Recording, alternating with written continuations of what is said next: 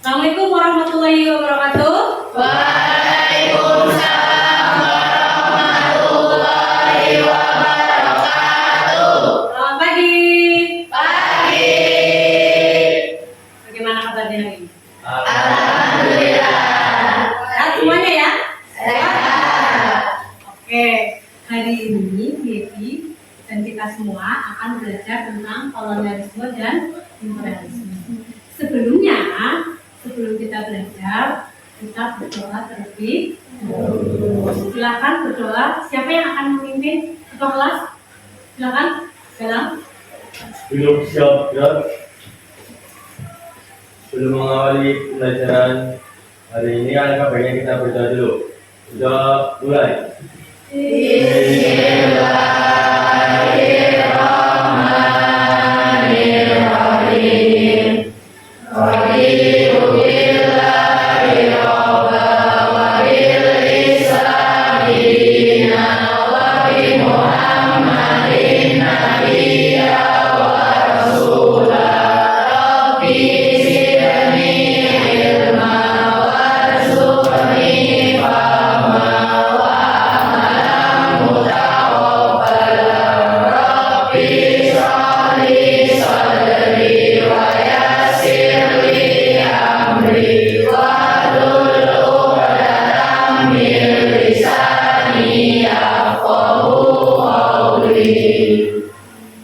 Selesai. Memberi salam.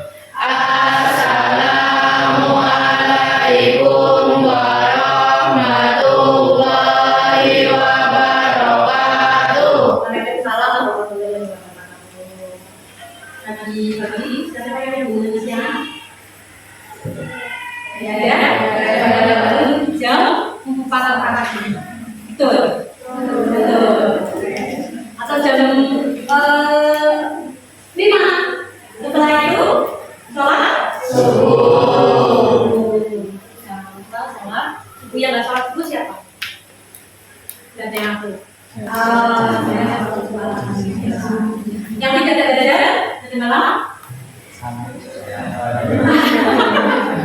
Tidak belajar, kenapa nggak belajar? Oh, ketiduran, baik. Tapi pagi-pagi sudah belajar ya. Tadi buka buku sebentar ya. Oke. Jangan lupa kalian harus menerapkan 7 kebiasaan anak Indonesia hebat. Ini adalah di jangan lupa karena muslim harus sholat dan juga tidak lupa untuk belajar ya, agar menjadi anak yang hebat dan pintar. Oke, baiklah, tadi malam sudah belajar tentang kolonialisme seperti yang Dirti kemarin sudah beritahu bahwasanya minggu depan kita akan belajar tentang kolonialisme. Ini judulnya. Bahan ajarnya sudah diberikan ke kalian, silakan bisa dibuka. Kita mulai dari sini, oke? Wah, anak-anak yang sudah belajar, jadi mau lihat nih kemampuan awal kalian. Coba pakai handphone ya, silakan bisa di scan barcode-nya.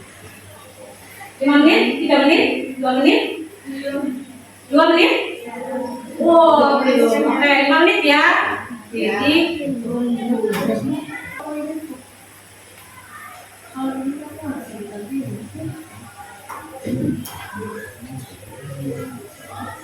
sudah selesai ya? Sudah dikumpulkan?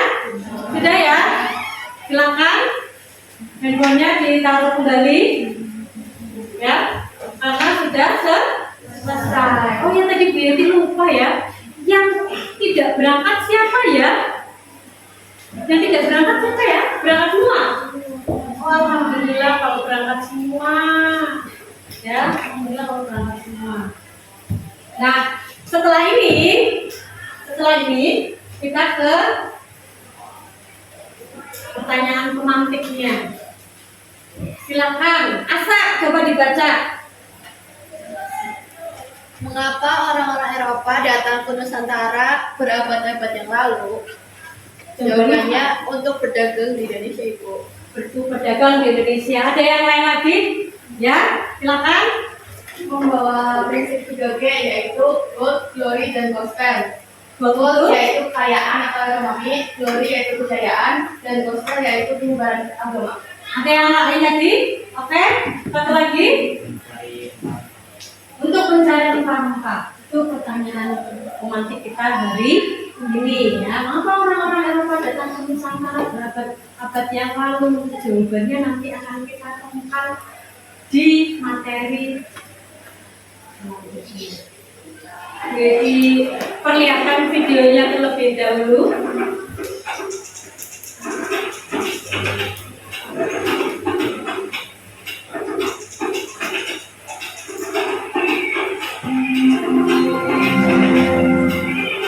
Saatnya jam kedua dimulai.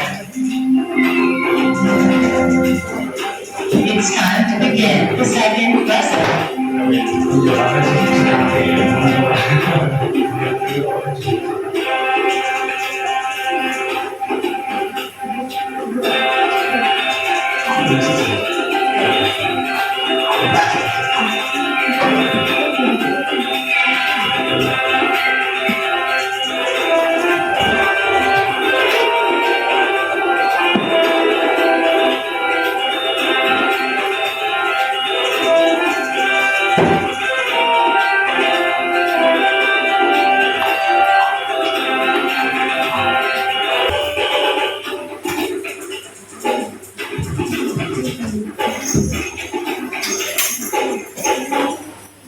Nah, ya. Itu tadi tentang masuknya bangsa Eropa ke Nusantara. Masuknya bangsa Eropa ke Nusantara atau ke Indonesia. Bagus. Nah, tujuan pembelajaran kali ini yang pertama adalah peserta didik dapat menjelaskan latar belakang dan tujuan kedatangan bangsa Eropa ke Nusantara. Yang kedua, peserta didik mampu menganalisis dampak awal kolonialisme terhadap masyarakat di Indonesia. Yang ketiga, peserta didik mampu menjelaskan pengaruh kolonialisme dan imperialisme di berbagai bidang. Ya, ini tujuan pembelajaran kita pada hari ini. Sebelum mengikuti pembelajaran, ada baiknya kita ice breaking aja dulu ya. Silakan berdiri, kita breaking, kita melemaskan otot-otot. Ice breakingnya yaitu ke mulut. Silakan pegang kaki. Silakan pegang baju. Silakan pegang pundak. Silakan pegang tangannya masing-masing. Satu lagi. Silakan pegang kakinya masing-masing. Silakan pegang rambut. Yang pakai kerudung tinggal di ya. Tapi semuanya sudah pada konsentrasi. Yang laki-laki ada yang tidak tahu sebelah mana?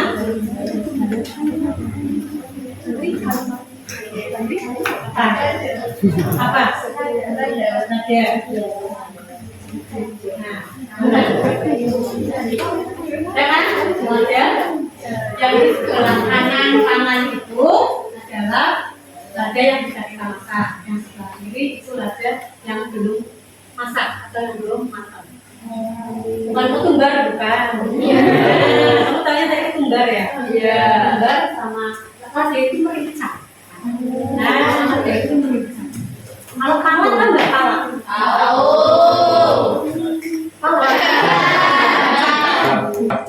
Coba pala. Pala tahu ya? Yang laki-laki pala tahu ya? Ini saya agak sedikit penasaran sama laki-laki. Kalian tahu pala? Iya, tapi di sini nggak ada fotonya pala. Nanti diambilkan fotonya pala. atau saya bawakan pala. Ini pala ini. Nah ini ada lada atau merica, ya, dipakai untuk biasanya masak, ya, masak. Di sini ini adalah contoh dari rempah. Ada jahe dan kayu manis. Sudah pernah melihat wujudnya? Sudah. Memegangnya? Sudah. Coba yang laki-laki sudah pernah memegangnya? Melihatnya? Dia belum pernah kayaknya. Pernah? Pernah, alhamdulillah. Nah, rempah-rempah ini biar diambilkan contohnya adalah ada lada, cengkeh, kayu manis. Harusnya ada pala, ada jahe, kunyit, nanti terlalu banyak. Ada kapulaga tahu nggak? Ya, berarti minggu depan bawa masing-masing ya. Biar ada contohnya. Dan family, ya. Rempah-rempah dari Nusantara. Kemudian ada penemuan kompas. Jadi untuk melihat arah mata. Jadi tidak hanya melulu lihat bintang, barangkali bintangnya tertutup. Jadi tidak bisa dilihat. Terus juga ada semangat rekomendasi, semangat perjuangan. Terus kemudian kita ke apa sih, bangsa Eropa menguasai bangsa Indonesia. Tujuannya apa? Bu Yeti sudah membagi kelompok, ya, sesuai pembagiannya Bu Yeti. Silakan kamu berkelompok terlebih dahulu. Nanti tugasnya akan saya bacakan. Tugasnya, aku sudah bisa lihat di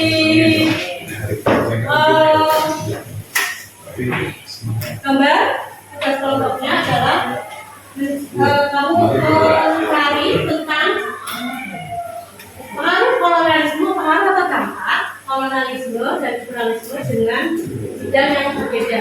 Kelompok pertama dapat bidang politik, kelompok yang kedua bidang ekonomi, kelompok yang ketiga bidang sosial dan budaya. Kelompok keempat, yang kelompok lima bidang agama. Saya bagikan, nanti hasilnya akan ditulis di kertas plano. Silakan tugasnya kamu boleh searching ataupun bisa dilihat di buku atau buku bacaan, bahan bacaan yang tadi Bu Iti sudah kasih tadi ya. Silakan bisa ditarik. Misalnya yang besar-besar di sini. Jadi kamu bisa membaca. Nanti jangan lupa menentukan siapa yang akan jadi penjual. Ya, bukan penjual, tapi apa ya? Yang berdiri di standnya masing-masing. Sini, ke bawah juga ya.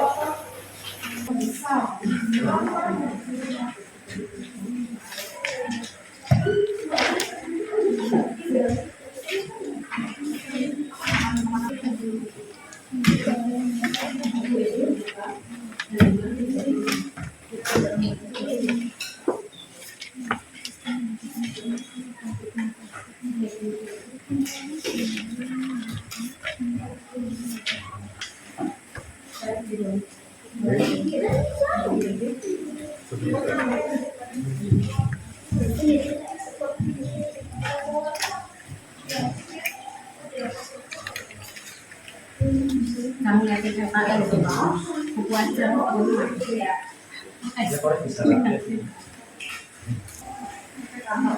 Udah kami di sini.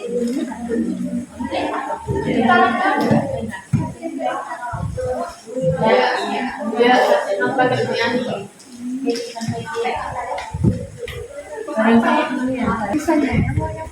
Waktunya berapa menit?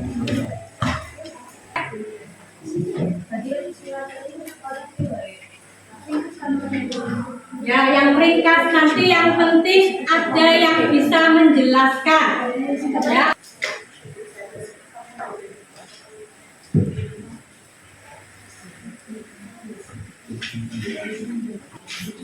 Yang TikTok. Yang TikTok.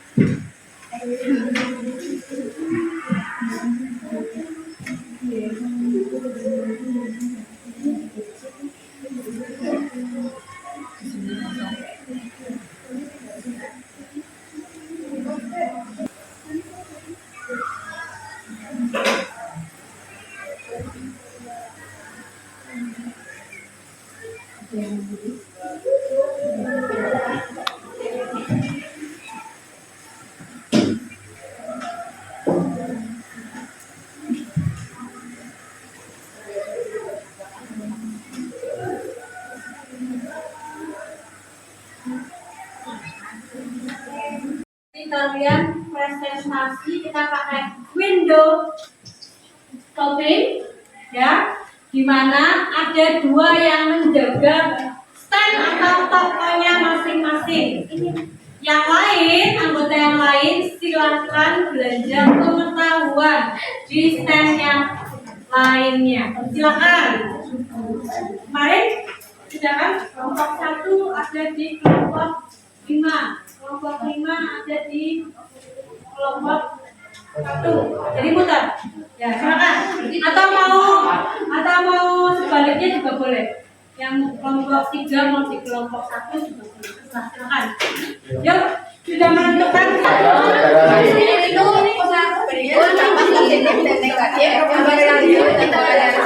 Dampak positifnya yang pertama karena kita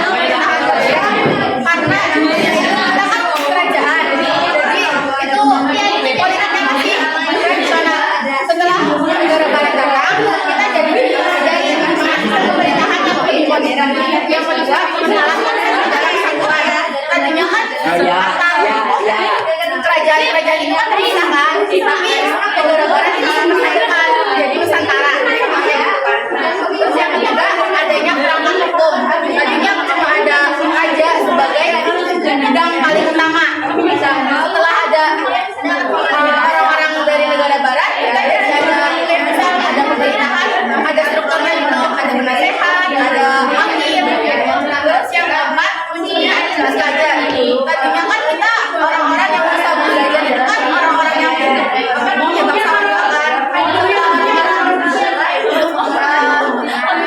Orang-orang barat datang, kita jadi bisa belajar. Jadi kita itu ada orang barat yang kita itu submit aja, dan ternyata kita dijajah. Terus kan pengetahuan kita, oh mereka baik, mereka mau mengajari, tapi ternyata kita diturunkan standarnya. Yang kedua, peran orang seperti yang tadi masalah lokal diperhatikan oleh negara-negara barat. Yang ketiga, intervensi dalam urusan politik baratnya. Itulah ya. Yang keempat, perubahan sistem adat yang tadinya tradisional dalam modern.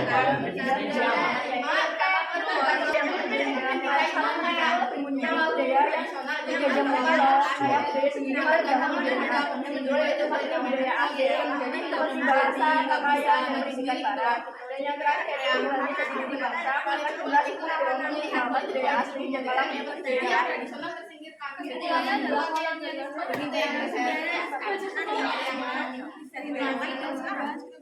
yang masih di bidang budaya kayak bangun artinya meskipun itu tuh dengan cara ya kerja paksa nanti bisa diambil meningkatkan Gimana penjelasannya? gimana sih caranya biar kita tuh nggak suka sama budaya luar biar kita nggak ikut sedangkan banyak yang sombong kan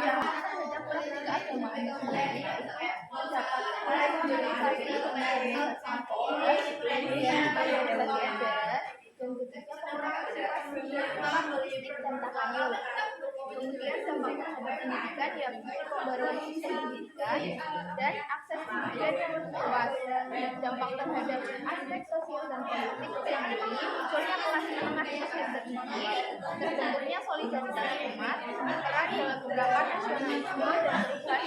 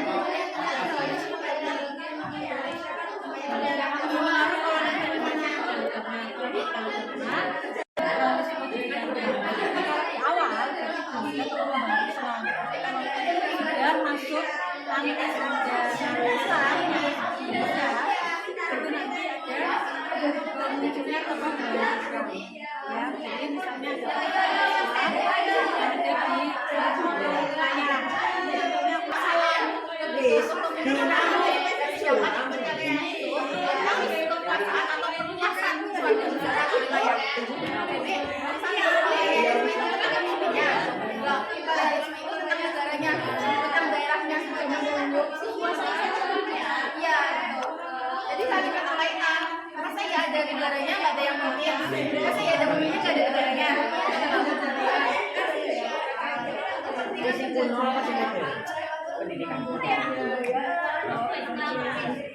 Dari masuknya selama tahun keluar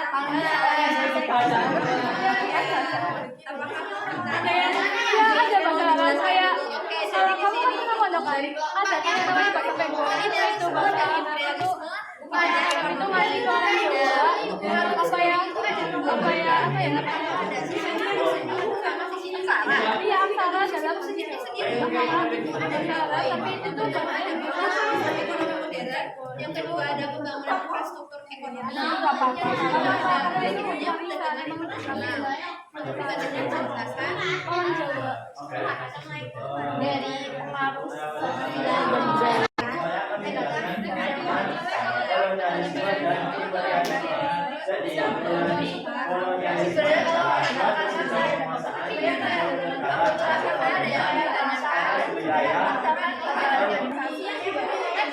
dari itu dalam mungkin dalam Islam itu kayak pendakwah atau kayak gitu.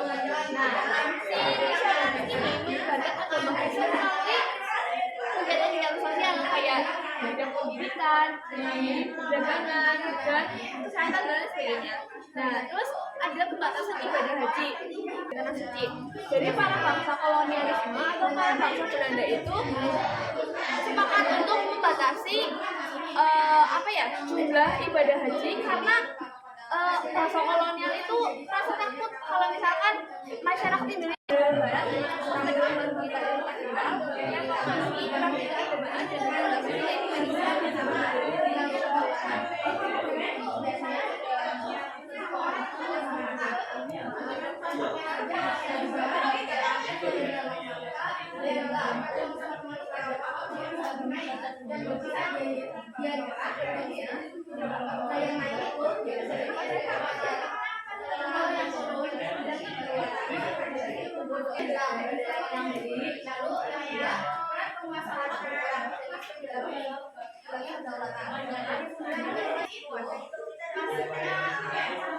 Gimana presentasinya?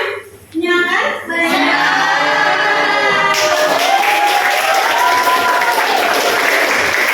Jadi dengan presentasi seperti window shopping, ya, diharapkan kalian bisa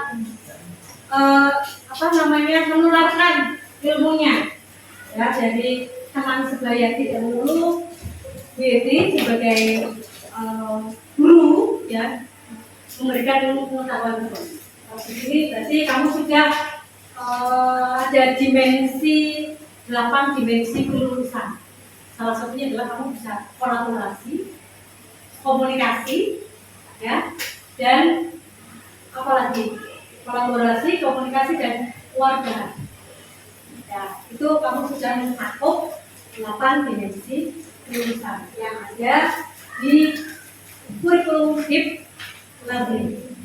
Kemudian setelah presentasi, apa sih kesimpulannya yang kamu dapat dari presentasi itu?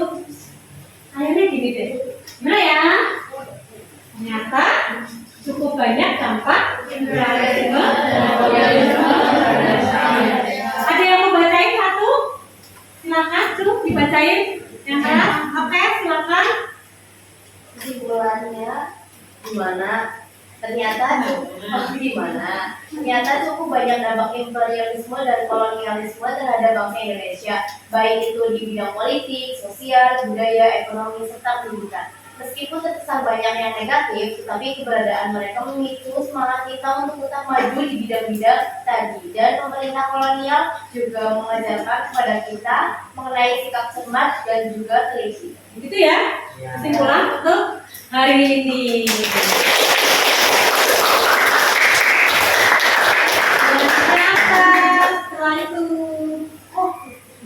Setelah itu berarti Bu Yesi harap kamu sudah bisa menjawab post test ini.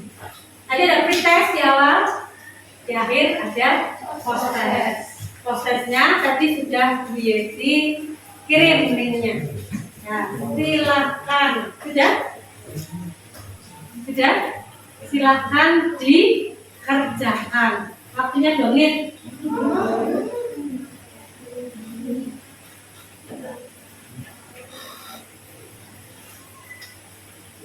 Jangan lupa dikasih nama.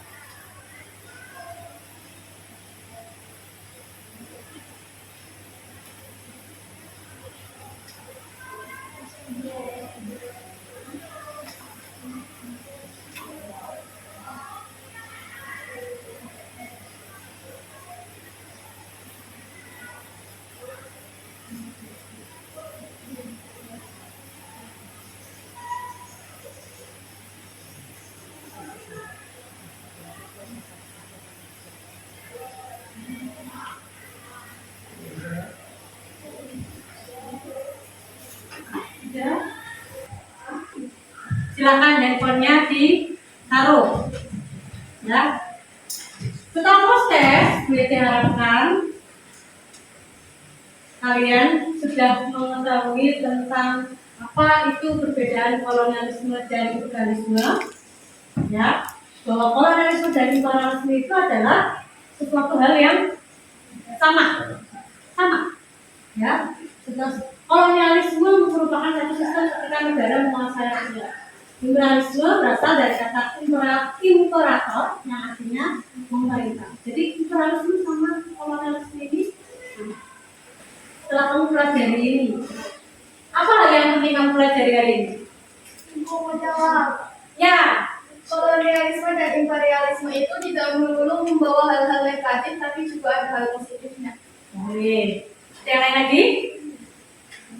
Pertanyaan kedua, bagaimana perasaanmu setelah belajar sejarah hari ini? Senang? Senang tertekan? Senang ya, happy ya? Apakah dampak kolonialisme masih ada sampai sekarang?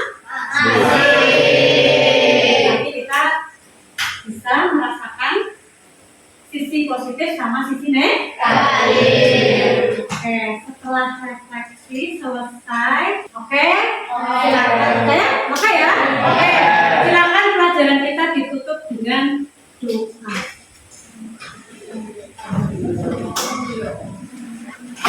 Boleh ditutup dengan doa? Ulang. Duduk siap gerak.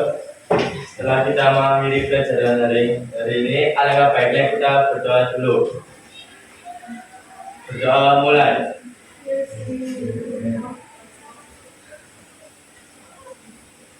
Alhamdulillahirabbil alamin.